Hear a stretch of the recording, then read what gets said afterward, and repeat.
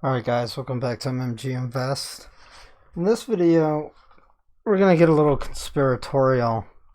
Although this isn't really a conspiracy. I mean, nobody should be surprised that the elites of the world and the UN and bureaucrats who are trying to manage other countries would come up with a plan to replace the dollar as the world reserve currency with a basket of currencies, which is called the SDR. Now, Jim Rickards, if you don't know who he is, he published a lot of work on this. He's somebody. He used to be on Wall Street, and he would actually go to like the Pentagon, and like talk to officials and whatnot on the economy and a possible and the debt burden and everything else of the nation. And he in his books talks a lot about the SDR, how they're going to make that the new world reserve currency, and he also believes it'll be backed up with gold. Now, in this paper, so there's a couple arguments it makes, and I will post this in the MMGinvest free Telegram group where people share stuff. So, fallacy number one: the globalists need the dollar to maintain power. And they argue that you do not need the dollar. Matter of fact, it would be better and easily more controllable for them to have control of all currencies around the world, basketed into one, and then you could control that currency, right? Fallacy number two: there is no other currency mechanism in the world that can take the dollar's place. That's false. I mean, there's been many world reserve currencies, and they've switched from one another over the decades. Most of them last somewhere around 6 decades, and then a new one forms because what happens is they abuse it, they print too much of it, and it loses its status because it can't hold its value because it's not pegged to gold anymore, or something that's finite. Fallacy number three: the globalists already have total control through the dollar, so why would they change anything? I mean, they sort of do. I agree with that. But not globally. I mean, currently there's many ways to circumvent that, and you can see that with China and Russia. They're circumventing the dollar, where you don't have to buy oil with it, and that's how it also loses its world reserve currency status because it's not pegged to oil, or the dollar cannot be pegged to oil forever because it's only done through the Saudis, and their reserves are running low. Now, recently, the agenda has come out into the open, and one of the UN people wrote a paper, and this is how they communicate with each other across the world. They just put it out in the open. An average person is too dumb, and they're not going to look this up or care. There's only a small amount of people who actually look at this stuff. And here's the article. And I'll also post this in the chat group. So this was written by Jose Antonio. I can't pronounce that. Anyway, he is board member of the Banco de Republic Colombia Central Bank, professor at Columbia University, chair of the UN Economic and Social Council's Committee for Development Policy, and chair of the Independent Commission for the Reform of International Corporate Taxation. He was Minister of Finance of Colombia in the United Nations under the Secretary General for Economic and Social Affairs. So this is like a real up there, person up in the UN international elite club, right? And he makes the argument why it's time for a true global currency. The International Monetary Fund's global reserve asset, the special drawing rights, is one of the most used instruments of a multilateral corporation, turning it into a true global currency would yield several benefits for the global economy and the international monetary system. Let's go back to, I mean, he was the head of taxing international corporations. Using the SDR would also make it very easy for them, or easier, to collect taxes like globally. And at the end of the day, these people, the way they think is to centralize everything and to consolidate power, and that is to collect more money from the people, from the sheep, from everyone.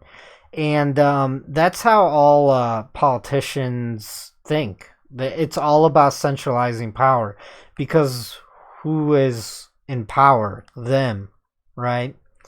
And everything they do is, it always goes back to how do we gain more power? How do we take more authority? How do we regulate? How do we enforce?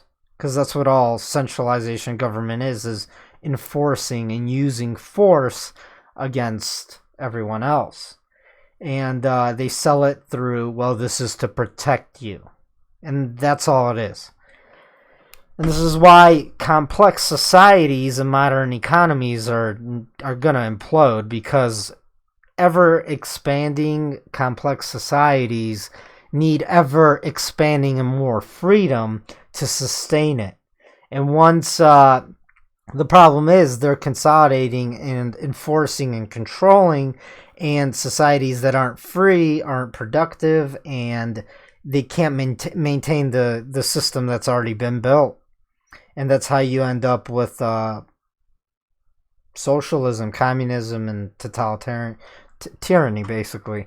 And then the system falls apart, because if the sheep, the slaves, they're not free, they can't be productive. And, by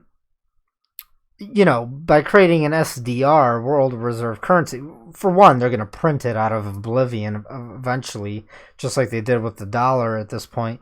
And they're also going to, that also destroys the economy and then causes inflation. Although we're experiencing inflation globally because the dollar is the world reserve currency currently. And so is every other central bank around the world, China, Europe, and the rest of them. They're all doing the same thing as the U.S. There's negative rates in Europe, and China has printed, like, their debt to GDP is like over 300%. Anyways, let's get back to this. So I'll read a little bit of this. This year, the world commemorates the anniversaries of two key events in the development of the global monetary system. The first is the creation of International Monetary Fund and the Bretton Woods Conference 75 years ago. The second is the event of 50 years ago of this special drawing rights SDR, the IMF's global reserve asset. IMF is International Monetary Fund. It's like the central bank of central banks. When it is introduced to SDR, the fund hoped to make it the principal reserve asset in the international monetary system. This remains an unfulfilled ambition. Indeed, the SDR is one of the most underused instruments of the international corporation. Nonetheless, better late than never. Turning the SDR into a true global currency would yield several benefits from the world's economy, monetary system. I don't know how. So, what's his argument? The SDR has a number of basic advantages, not least that the IMF can use it as an instrument of international monetary policy in a global economic crisis. In the 2009, for example, the IMF issued $250 billion in SDRs. All right, so his argument is in the next recession, the SDR can be a great tool for monetary policy and to boost the economy, reinflate the bubble, essentially. So if the Fed, and all these other central banks, they lose their power because they can't lower interest rates anymore, and the more they print, you're going to get hyperinflation. They're going to just switch over to the SDR, and then they're going to more than likely do the same exact thing. Now, you guys have to understand that inflation is also taxation on the poor. The poor just don't realize it because it happens slowly, and you're a boiling frog in a pot, right? You stick a frog in a pot, and you start the water, you start to boil it, the frog's not going to jump out because it doesn't realize that it's slowly being cooked. All right, so most importantly, SDRs could also become the basic instrument to finance IMF programs. Oh, that's great. Probably international armies or something. Until now, the fund has relied mainly on a quota, capital increases, and borrowing from the member countries, but quotas have tended to lag behind global economic growth. So the best alternative would be to turn the IMF into an institution fully financed and managed in its own global currency, a proposal made several decades ago by this person, then the fund's leading economist. One simple option would be to consider the SDRs that the countries hold but have not used as deposits at the IMF, which the fund can use to finance its lending in countries. This would require change in the Articles of Agreement because SDRs currently are not held in regular IMF accounts. All right, so basically, it's just like the World Bank, right? If you ever read True Stories of Economic Hitmen, what they want to do is they're going to end up being like the bank of the world, and then they lend money out to all these countries, then they can't pay back the interest rate on the debt, and they can't pay back the debt, and then the bank pretty much takes control of the governments of all nations around the world, and then you have absolute, complete global domination by a bank. And this is how these people think. All right, they have no concept of organic free market economics because it's not in their best interest. These are all Ivy League elitist people who probably grew up in really rich families, and that's all they teach in academia, is that you are the smartest, you make all the decisions, and you make the decisions for everyone else because you're so smart. And the higher IQ, the more you believe that you should be in control of everything and micromanage everything. And the best intentions are paid on the road to hell. So good intentions are the road to hell is paved on good intentions, right?